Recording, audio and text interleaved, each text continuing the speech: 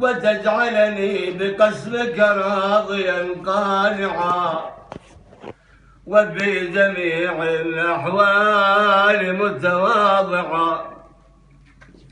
اللهم واسألك سؤال من استدت باقته وانزل بك عند الشدائد حاجته، وعظم بما عندك رغبته.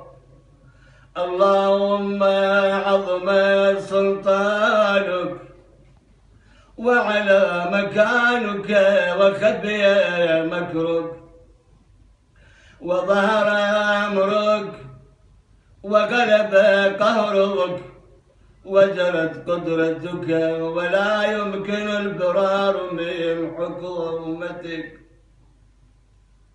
اللهم لا أجد لذنوبي غافرا ولا لقبائحي ساترا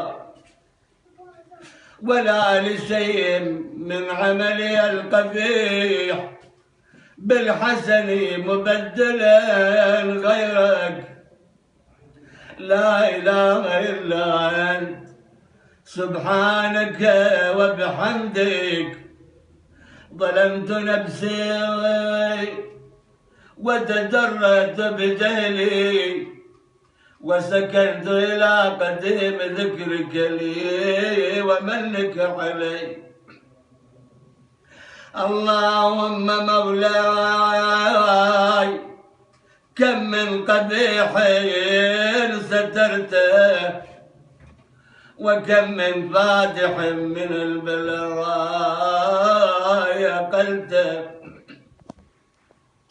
وكم من حزار وقيته، وكم من مكروه دفعته، وكم من زنا جميل لست أهلا له نشرته.